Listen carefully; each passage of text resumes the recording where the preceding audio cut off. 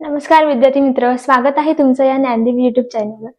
तर आता आपण समृद्ध या चॅप्टरवरील जे काही महत्त्वाचे प्रश्न आहेत, दहावीचे जे काही महत्त्वाचे प्रश्न आहेत जे 2025 मध्ये येणार आहेत, असे काही आपण प्रश्न बघणार आहोत। तर तुम्ही चॅनलला नवीन असाल तर चॅनल सबस्क्राइब करा, शेअर करायला विसरू नका। तर आपला जो पहिला प्रश्न आहे समृद्ध या चॅप्टर मधील बघा, एबीसी मध्ये एडी ची उंची 3 आहे आणि बीसी चा पाया हा 9 आहे। नंतर दुसरा त्रिकोण आहे, बरोबर। त्रिकोण पीक्यूआर मध्ये पीएच ची उंची 3 आहे आणि क्यूआर चा पाया 6 आहे। दोन्ही त्रिकोणाचे क्षेत्रफळ काढायचे आहे। तुम्हाला माहित आहे की क्षेत्रफळ काढण्याचे गुणोत्तर काय आहे, बरोबर। आता आपण क्षेत्रफळाचे गुणोत्तर कसे काढावे बघा। समजा की हे दोन त्रिकोण आहेत, बरोबर। हे दोन त्रिकोण घेतलेले आहेत मी। त्यांनी विचारलेलं आहे की पहिला जो त्रिकोण आहे तो एबीसी आहे, झाला ए बी आणि सी। दुसरा जो आहे तो पीक्यूआर आहे, पीक्यूआर। हा जो एडी आहे तो पाया, ठीक आहे। एडी ची उंची आहे, हा पीसी, ठीक आहे। पी आणि एस ही उंची आहे। नंतर त्यांनी काय म्हटलेलं आहे की जर तुमची एडी ची उंची ही 3 आहे, बरोबर, म्हणजे ही 3 आहे आणि दुसरा आणि बीसी जो पाया आहे, हा जो पाया आहे तो 9 आहे, बरोबर। दुसऱ्या त्रिकोणाची जी उंची आहे ती पीएस आहे, बरोबर। ही जी आहे पीएस 3 सेंटीमीटर आहे, ही 3 आहे आणि क्यूआर चा पाया आहे 6। तर तुम्हाला माहित आहे की क्षेत्रफळाचे गुणोत्तर कसे फाइंड करता। त्यासाठी आपल्याला लागणारे सूत्र जे आहे ते आहे क्षेत्रफळाचे गुणोत्तर बरोबर क्षेत्रफळाचे गुणोत्तर 1/2 गुणिले पाया गुणिले उंची, बरोबर।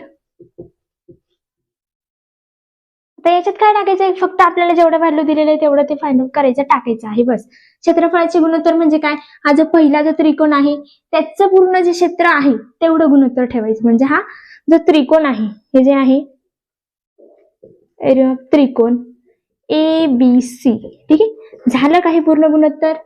नंतर दुसरा कोणता आहे, एरिया ऑफ त्रिकोण ए पी क्यू आर आहे, बरोबर। हे जे आहे ते पहिल्या ट्रायंगलला बी सूत्र येईल आणि दुसऱ्या ट्रायंगलला सुद्धा सूत्र वापर होणार आहे, बरोबर। आता बघा, हा जो 1/2 आहे मी इथं बी दिला, गुणिले पाया काय आहे, पाया माझा पहिल्या त्रिकोणाचा जो पाया आहे तो आहे बीसी, गुणिले उंची आहे तुमची ए बी, अपॉन आहे 1/2 गुणिले या बघा, हा जो पाया आहे दुसऱ्या त्रिकोणाचा जो पाया आहे तो माझा क्यूआर आहे, बरोबर। आणि ही जी पीएस आहे। आता काय करायचं, त्यांना आधी व्हॅल्यू दिलेला आहे, संख्या दिलेल्या आहे म्हटल्यावर आपल्याला संख्यांचे गुणाकार होणार, बरोबर आहे। जो एबीसी आहे हा कॅन्सल होईल, बरोबर। नंतर बीसी जो पाया आहे पहिल्या त्रिकोणाचा त्याची व्हॅल्यू किती आहे बरं, 9 दिलेली आहे। नंतर हा जो एडी आहे मित्रांनो, एडी ची व्हॅल्यू काय आहे, 3 आहे। नंतर क्यूआर आहे, क्यूआर किती दिलेला आहे तुम्हाला, क्यूआर म्हणजे पाया आहे, बरोबर। हा जो क्यूआर आहे दुसऱ्या त्रिकोणाचा पाया आहे, बरोबर, क्यूआर 6 आहे। हा जो पीएस आहे, पीएस हा 3 सेंटीमीटर। आता काय करायचंय, मध्ये जर मल्टिप्लिकेशन दिलेलं आहे तर आपल्याला गुणाकार करायचा आहे। 9त्रिक 27 भागिले, ठीक आहे, 7त्रिक 18, 27 आणि 18 ऑफकोर्स तेलाचे पाडे येतो, 9 दुनी 18, 9त्रिक 27, गुणोत्तर काय आलं 3/2। सहज लिहून काढायचं की कशाचं गुणोत्तर आलेलं आहे, त्रिकोण एबीसी भागिले एरिया ऑफ त्रिकोण पीक्यूआर।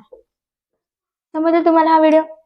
बघा, आपण याच्यात काय केलेले, जर का त्यांनी सांगितलं की तुम्ही दोन त्रिकोणाचे क्षेत्रफळाचे गुणोत्तर काढा, तर तुम्हाला ऑफकोर्स मला माहित असेल की दोन त्रिकोणाचे क्षेत्रफळ काढायचं गुणोत्तर तुम्हाला की कसं काढायचं व असं। बघा, हे क्षेत्रफळाचे गुणोत्तर वापरायचं, हा जो पाया गुणिले उंची आहे, जर जो त्रिकोण दिलेले असेल तर पाया गुणिले उंचीचं सूत्र वापरायचं आहे, ठीक आहे। तर आपण पहिला जो प्रश्न बघणार, समृद्ध या चॅप्टर मध्ये पहिला प्रश्न आहे, बरोबर, जो काही महत्वाचा आहे, बोर्डाच्या परीक्षेच्या नुसार तो महत्वाचा आहे, तो आपण बघणार आहोत। तसंच आपण एक प्रश्न आधी घेतलेला आहे। आता बघा, हा जो आहे एबीसी मध्ये तुम्ही आता इथं विचारलेला आहे की एबीसी मध्ये हा जो त्रिकोण आहे, ठीक आहे, या एबीसी या त्रिकोणामध्ये उंची दिलेली आहे, उंची 2 आहे, म्हणजे ही आहे उंची बरोबर 2 आणि हा आहे तो पाया आहे, पाया किती आहे 4 आहे, बरोबर। हा तुमचा आहे पाया 4. दुसरा त्रिकोण आहे, तसेच दुसरा त्रिकोण आहे, बरोबर. त्रिकोण PQR आहे, हा तुमचा आहे त्रिकोण PQR. त्याची उंची किती आहे? 4. म्हणजे ही तुमची राहिली का उंची? समजा हा घराचा पाया आहे आणि ही उंची आहे. हा पाया जो आहे तो 6 आहे, बरोबर. QR हा 6 आहे. तर आता आपण हे सोल्युशन कसं सॉल्व्ह करायचं? उकल, ठीक आहे. उकल ते कसं बघायचं बरं? तुम्हाला माहिती आहे क्षेत्रफळाचे, इथं जर 2 त्रिकोण दिलेले राहिले तर क्षेत्रफळाचे गुणोत्तर काढायचे, बरोबर. 2 त्रिकोणाचे क्षेत्रफळाचे गुणोत्तर हे पाया गुणिले उंची भागिले पाया गुणिले उंची असतं, बरोबर. आता बघा 1/2 गुणिले पाया गुणिले उंची, बरोबर. ते माहिती तुम्हाला पुढचं सूत्र काय असतं ते. नंतर आधी काय हा त्रिकोण आहे त्याचं आपण क्षेत्रफळ काढणार आहोत, बरोबर. क्षेत्रफळ काय आहे बघा? त्रिकोण ABC भागिले, ठीक आहे, भागिले दुसरं काय आहे? त्रिकोण PQR. आता इज इक्वल टू तुम्हाला माहिती आहे 1/2 कॅन्सल होणार आहे. आता पाया काय आहे बरं? पहिल्या त्रिकोणाचा जो पाया आहे घराचा, समजा हे घर आहे, पाया आहे आणि घराची पूर्ण बिल्डिंग आहे. ही जो हा जो पाया आहे, जो पहिला काय आहे? पाया काय आहे तुमचा? तर 4 आहे. हा गुणिले उंची काय आहे? त्याची उंची काय? 2 आहे, बरोबर. दुसरा जो त्रिकोण आहे, दुसऱ्या घराची काय आहे बरं? समजा हा हे घर आहे, या घराचे हा जो पाया आहे आणि ही उंची आहे. हा जो पाया आहे QR चा पाया तो 6 आहे, बरोबर. QR आहे तो 6 आहे गुणिले तो 4 आहे. तुम्हाला माहिती आहे आता काय करायचं? गुणाकार करायचंय, बरोबर.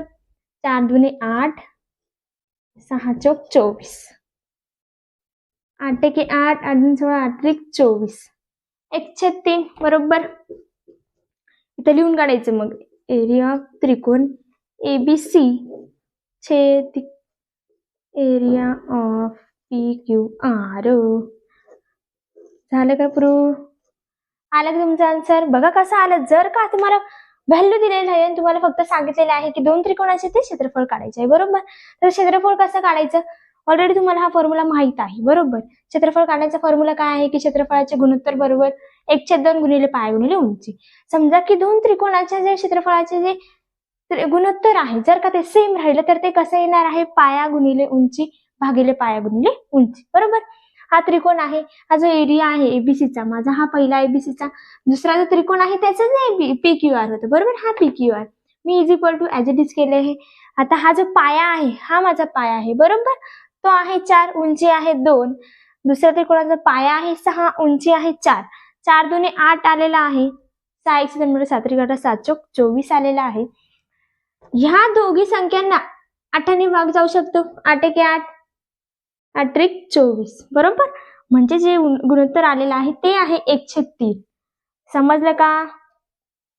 नमस्कार.